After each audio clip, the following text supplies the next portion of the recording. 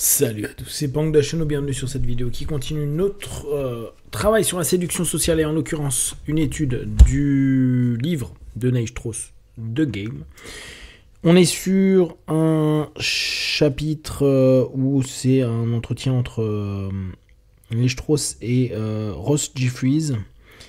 Alors, en l'occurrence, je reprends depuis le début, pas mal c'est-il exclamé, mais il faudra qu'on sorte toi et moi avec Timmer. On a fait plein de MD avec Ross Jeffries, sérieux, j'aimerais bien le rencontrer. Voilà, c'est pas encore avec Ross Jeffries, c'est avec un de ses acolytes. Bon, est-ce que tu sais garder un secret? Oui. Tu utilises combien de techniques quand tu chasses? Des techniques? Bah oui. Quoi? Technique et tchatch. Quelle proportion? 50-50. Moi, c'est 90-10. Hein? Ouais. J'utilise une intro bateau, ensuite je débusque les valeurs personnelles et je cherche les mots qui mettent en transe. Après, je passe à un scénario secret. Tu connais cette scène dans L'Homme d'Octobre? Donc là, ce qui est assez intéressant, c'est qu'on peut voir que, comme je vous l'avais dit, au niveau du PUA et notamment de cette génération de Ross Jeffries et de ses élèves, il y a eu une hyper exploitation de l'hypnose, des mises en transe, mais aussi de l'ensemble des éléments exploités par la période de la PNL qui était orientée vers les valeurs et les croyances. Et là, en l'occurrence, on voit bien qu'ils exploitent à fond cette notion-là. Ils discutent avec leurs cibles, donc avec leurs intros, etc., pour obtenir les valeurs et les croyances. Et là, on enlève notre cadre de PUA. C'est vraiment un des points qui est très important qu'on est dans la communication avec certaines personnes, notamment quand on veut créer de l'intimité. Si on prend la notion d'intimité qu'on retrouve en analyse transactionnelle, éviter au maximum les jeux pour tenter de rentrer dans l'intimité de la personne. Là, en l'occurrence, aller sur ces notions de valeur personnelle et les triggers, donc les gâchettes qui vont entraîner un processus inductif et une mise en transe. Vous voyez à quel point dans l'hypnose conversationnelle, il peut y avoir une orientation qui n'est pas hyper saine. Et malheureusement, on le sait qu'un peu trop parce qu'on va avoir des hypnos qui ont utilisé leurs compétences pour aller jusqu'à agresser des femmes en cabinet. Et à partir du moment où on a un peu compris les process, qu'on est un peu dans l'écoute, mais là on s'aperçoit qu'eux ils sont vraiment que orientés pour obtenir quelques éléments qui vont exploiter. Ils s'en fichent du storytelling, ils s'en fichent de la sensation ou de l'émotion vécue. Ce qu'ils veulent, c'est créer une transe dans laquelle ils vont faire rentrer la personne avec qui ils sont à ce moment-là et tout simplement les entraîner là où ils ont envie. Hop. Alors. Comment j'avais fait pour baiser sans toutes ces techniques? Alors, grande question, qui là encore est intéressante parce que on s'aperçoit que petit à petit, l'auteur est en train d'enlever son humanisme pour devenir l'objet que je vous disais, ce produit qu'il market, qu'il vend, et il apprend à influencer, créer une publicité autour de lui. Avec 20 ans d'avance, il fait ce que les réseaux sociaux ont imposé à quasiment tout le monde s'ils veulent se faire reconnaître, se faire aimer, développer une entreprise, intéresser des gens, etc., etc. Alors, hop, on est sur Grimble, les talents intervenus. Et vous voudriez que j'aille dans une émission à laquelle vous refusez de participer, vous n'êtes pas du genre aventureuse. Alors, un régal de le voir travailler alors que moi, j'aurais laissé la conversation glisser vers le papotage. Il passait déjà à quelque chose de sexuel. Là, on voit que dans cette première phase, la façon dont Neil Strauss est en train de découvrir le jeu est orientée vers « Ok, qu'est-ce que je dois modifier dans ma capacité de communiquer ?» Et vu que l'autre est un objet, je n'ai pas à communiquer en me mettant à son égal, mais je veux être moi la personne qui dirige la conversation, qui l'oriente là où j'ai envie. Et on s'aperçoit que il prend conscience du pace and lead. Okay, donc ça, on le connaît très bien en PNL. C'est cette notion de, dans une communication, on a un objectif. Dans cet objectif, va y avoir très souvent Le mirroring, le lien, l'effet miroir qu'on fait, le rapport.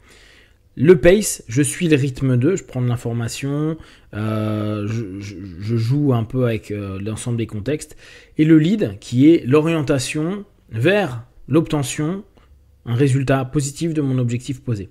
Et souvent, je reviens en pace pour un peu observer, regarder, etc. C'est des moments où ils vont faire des necks, c'est des moments où ils vont faire de la séparation, c'est des moments où ils vont ne plus être dans une interaction directe.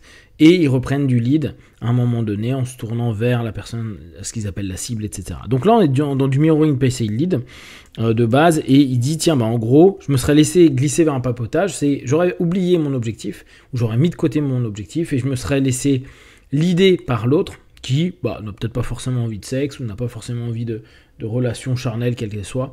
Dès lors, il y a une perte d'attention. L'idée, c'est de faire rentrer, comme on a pu le voir sur l'élément précédent, dans une transe pour l'emmener là où il veut. Et c'est exactement ce qui va se passer dans une transe commerciale, la fameuse transe commerciale de la voiture, où on commence au fur et à mesure que la personne pilote la voiture, voire même avant qu'il aille faire son tour, de le projeter dans un monde onirique, parfait, ressenti excellent, perception de plein de choses, qui va après être associé et ancré autour dans la voiture. Et on est dans la même notion où c'est le vendeur qui va petit à petit être dans le lead et à aucun moment donner simplement une suggestion et attendre qu'elle tombe. C'est-à-dire que l'autre puisse se dire « Ah ouais, c'est super, c'est vrai, j'aime bien cette idée-là », mais toujours la nourrir pour qu'il y ait à nouveau une émotion, une sensation, une volonté,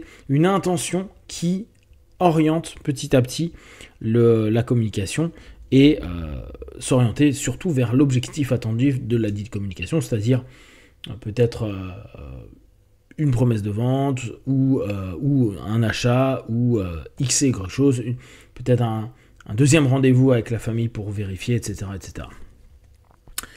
Dans l'arsenal de la speed séduction, la synesthésie, c'est le gaz neurotoxique.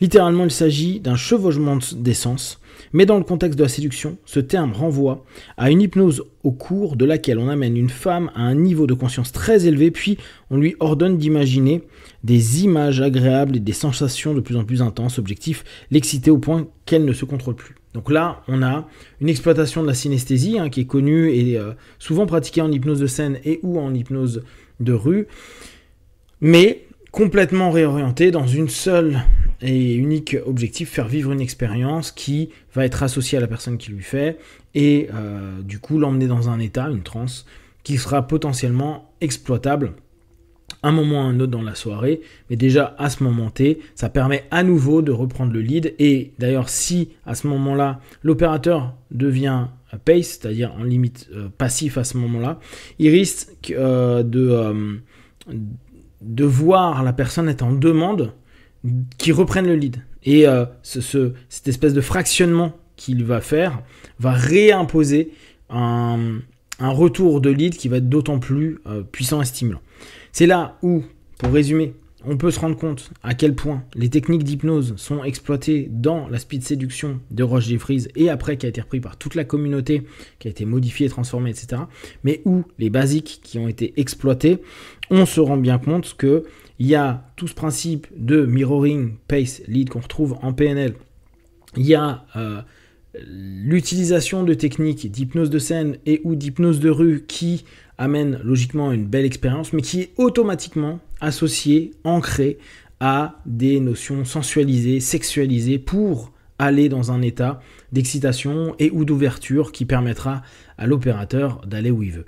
Ça, c'est quelque chose que vous pouvez prendre en compte et retenir parce que imaginez bien le nombre potentiel de personnes qui apprennent l'hypnose et qui peuvent exploiter ces notions dans des cadres pas clean et à ce moment-là tenter de prendre pouvoir sur les personnes avec qui ils discutent ou avec qui ils ont une fréquentation. Si vous avez des questions et des remarques, vous les partagez sur Facebook, YouTube, j'y répondrai le plus rapidement possible. Comme d'habitude de tout ce que je propose, ne prenez que ce qui est bon et juste pour vous tester, observer, analyser et conclure. Be one, ciao.